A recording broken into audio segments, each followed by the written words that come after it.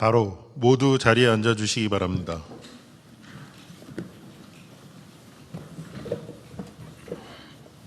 제37회 국무회의입니다. 대통령께서 개회선언과 함께 모두 말씀을 하시겠습니다. 네, 제37회 국무회의를 시작하겠습니다. 네, 오늘은 예결위 때문에 국무위원 분들이 많이 국회에 가 계시는 모양이에요. 알겠습니다. 균형 발전은 대한민국의 지속 가능한 발전과 우리 국민들의 삶의 질적 변화를 위해서 반드시 넘어야 할 관문입니다. 한편으로는 부동산 문제 등 수도권 집중에 따른 많은 문제들을 해결하는 길이기도 합니다. 대한민국이 가지고 있는 많은 문제 중에 가장 핵심적인 문제가 수도권 1극 체제입니다. 이 1극 체제를 극복하지 않으면 수도권은 미어터지고 지방은 소멸하는 그런 위험을 갖게 됩니다.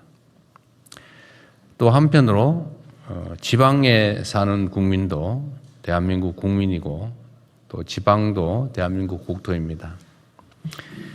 어느 지역에 살든 누구나 성장의 기회를 고루 누리고 또 지방의 성장이 대한민국의 도약을 견인할 수 있어야 합니다. 전국이 동반 발전하는 모두의 성장 시대를 우리가 반드시 이끌어내야 되겠습니다. 이를 위해서 중요한 것이 중앙과 지방정부의 긴밀한 협력과 연대입니다. 균형 발전의 성공은 중앙정부 혼자의 힘만으로는 어렵습니다. 중앙과 지방정부가 굳건한 원팀이 되어 대한민국의 더 나은 미래를 개척하는 데 힘을 모아야 되겠습니다. 그 과정에서 지방정부는 지역의 이해관계를 넘어 국가 전체의 관점에서 해법을 찾고 또 중앙정부는 적극적인 지원을 통해 지방이 주도하는 국토 대전환을 든든하게 뒷받침해야 할 것입니다. 수도권 1극 체제를 구조적으로 재편하고 또 지방별로 새로운 성장축을 만들려면 보다 과감하고 거시적인 접근도 필요합니다.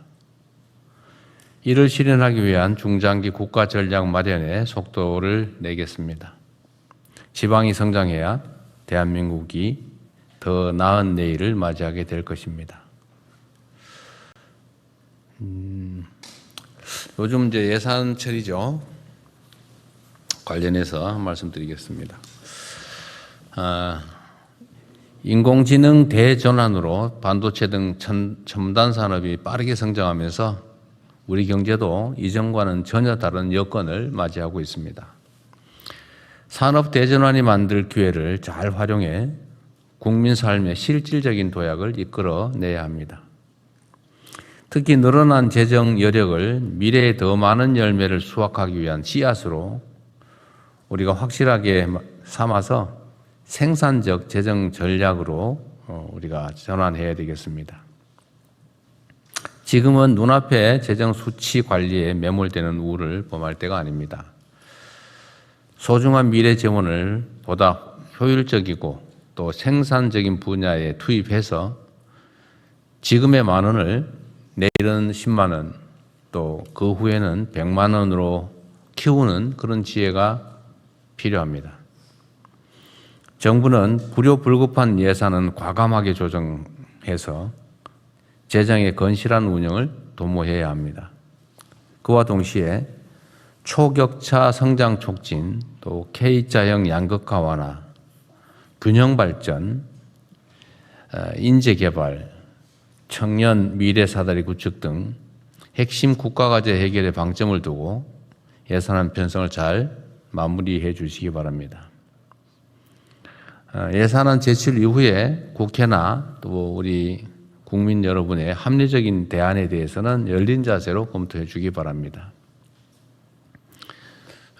어떤 기사들 가끔씩 보면 정부 정책이 국회의 의견을 받아들여서 수정을 하면 오락가락 비난하고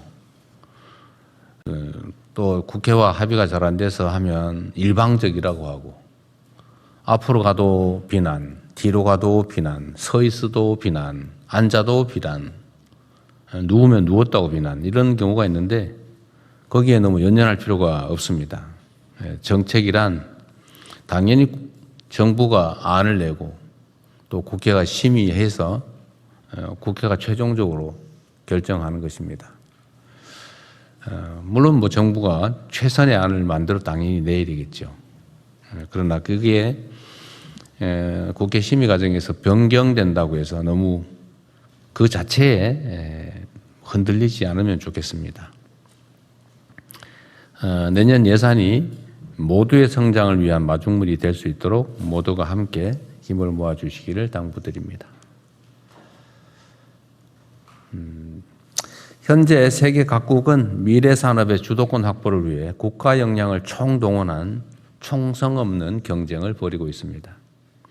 그 과정에서 산업 스파이나 해킹 등을 동원하는 불법 사례들도 끊이지 않습니다. 실제로 최근 한 외국 기업이 국내 기업을 상대로 반도체 기술 탈취를 시도했다는 취지의 법정 증언이 나오기도 했습니다. 국가와 기업이 수십 년에 걸쳐서 엄청난 비용을 들여 어렵게 축적한 기술과 노하우가 외부로 유출되게 되면 순식간에 산업 전체 생태계에 심각한 피해를 입게 됩니다. 기술 안보는 국가의 산업 경제를 떠받치는 근간이라는 측면에서 더욱 철저한 대비에 나서야 되겠습니다. 다음 달부터는 해외 기술 유출 범죄에 대한 처벌이 한층 강화됩니다. 이것도 필요한 일이지만 보다 중요한 것은 소를 잃고 도둑을 잘 잡는 것보다는 소를 아예 잃지 않도록 처음부터 외양간을 잘 관리하는 것입니다. 국정원과 경찰을 비롯한 관계기관은 핵심 산업기술 보호가 곧 국가안보다라는 자세로 대응 체계를 철저하게 확립해 주기 바랍니다. 기관 간의 정보 공유와 함께 공조체제도 물샐 틈 없이 구축해야 합니다.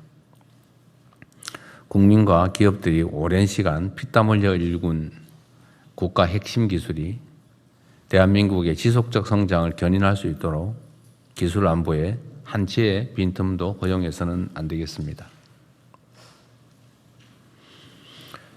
오늘 보고에 있는지 모르겠는데 지금 최근에 경찰의 기강 해이 문제 또 치안 문제에 있어서의 무책임 이런 것들이 꽤 문제가 심각하게 대두되고 있습니다.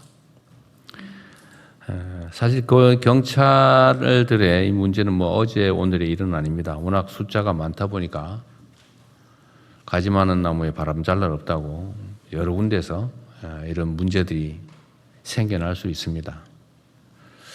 그 문제들을 최소화하기 위한 노력도 끊임없이 계속돼야 되겠고 또 그와 같은 문제를 해결하기 위한 시스템 정비도 사실 좀 필요합니다.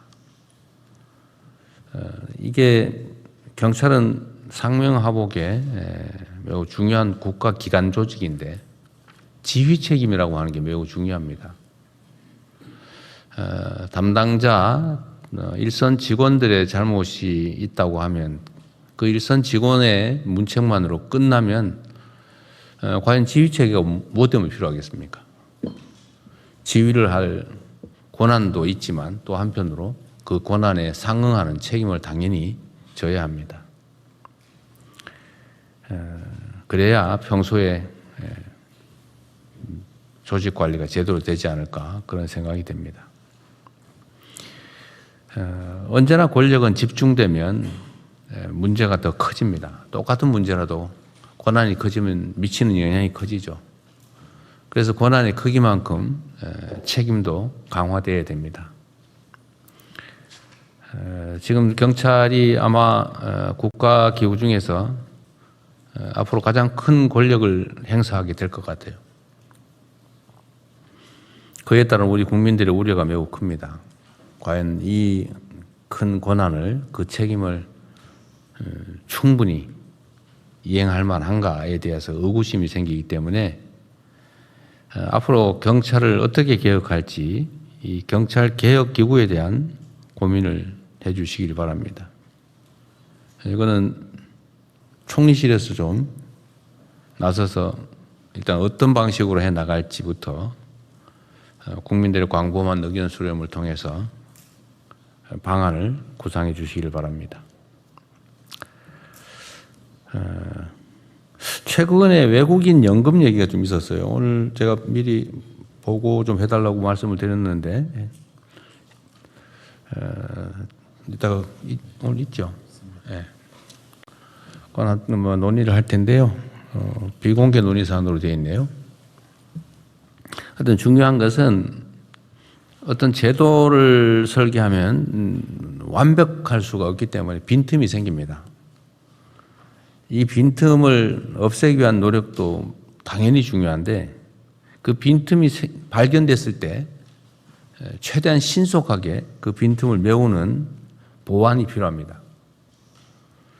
그러려면 그 문제가 생겼는지 안 생겼는지를 자체 점검으로는 다 완벽하게 안 되기 때문에 끊임없이 이게 현장에서 이 집행되는 과정의 문제점들을 살펴야 됩니다. 최근에 이 문제들이 여기저기서 지적이 되던데 어쨌든 좀 신속하게 대안을 마련해 주십사 말씀드렸는데 오늘 안건이 올라왔군요. 어쨌든 이건 이 사안 자체만이 문제가 아니고 다른 모든 국가 정책 사안들에 대해서 어쨌든 문제는 생길 수 있다. 그러나 그 문제가 생겼을 때 얼마나 신속하게 또 완벽하게 그 문제를 시정하느냐, 대안을 만들어내느냐가 진짜 실력이라고 생각됩니다. 다른 정책 분야에도 타산지적 삼아 주시면 좋겠습니다. 촉법소년 그 연령 좀 하향 문제도 너무 오래 지연되는 것 같아서 신속하게 결론을 냈으면 좋겠습니다. 뭐 결론은 범위는 정해져 있죠. 한두 살 정도 범위 내에서 중대 반복 범죄에 대해서 낮춘다. 이 점에 대해서 우리 국민들의 의견이 어떠신지도 한번 다시 스크린 해본 다음에 좀 조기에 정리를 하고 입법했으면 좋겠습니다. 그리고 마침 오늘 시도지사 협의회장이 선출되셔가지고 오늘 우리 박찬대 인천시장께서 출석을 처음으로 해주셨는데 마침 오늘 국가균형성장, 균형발전 얘기도 하는 판에 잘 오셨습니다. 당선을 축하드리고 아주 짧은 인사 말씀을 듣도록 하겠습니다. 아주 짧은. 네. 예, 존경하는 대통령님 그리고 국무위원 여러분, 네, 대한민국 시도지사 협의회장 박찬대 인천시장입니다.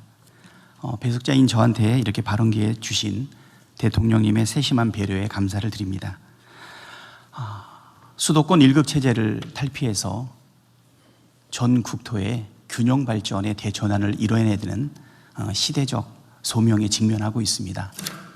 하지만 이 자리에 오면서 수도권의 일원인 인천광역시장 박찬대와 전국의 시도지사 협의회장인 박찬대 사이에 두 개의 역할을 얼마나 균형 있게 잘 해내야 될지 상당한 부담감이 있습니다. 각 지역이 갖고 있는 고민을 이재명 정부가 국정에 잘 녹여낼 수 있도록 돕는 것이 저한테 주어진 사명이라고 생각됩니다. 실질적으로 도움이 되는 현장의 제언들을 부지런히 전해 올리도록 그렇게 하겠습니다. 이재명 정부의 철학과 국정 방향을 깊이 새기고 돌아가서 정부의 좋은 정책들이 지역 현장 곳곳에 성공적으로 뿌리내릴 수 있도록 그렇게 노력하겠습니다.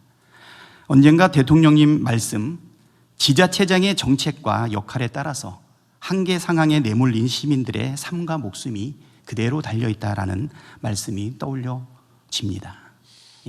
열심히 참석해서 좋은 의견도 내고 그리고 현장에도 바로 전달될 수 있도록 함께 하겠습니다. 감사합니다. 네, 아주 짧진 않았는데 하여튼 의미 있는 말씀 감사드리고요. 인천시장이 아니라 지방광역정부협의회장 이신 거죠. 네, 그렇습니다. 네. 꽤 많이 충돌할 겁니다. 예, 수도권과 어떻게 지방에. 인천도 수도권이라서. 인천도 수도권인 서울과 경기 사이에 그렇죠. 예, 곤란한 중간쯤에 지점이 있습니다. 약간 애매함이 있을 겁니다. 어쨌든 환영합니다. 회의 다음 진행하시죠.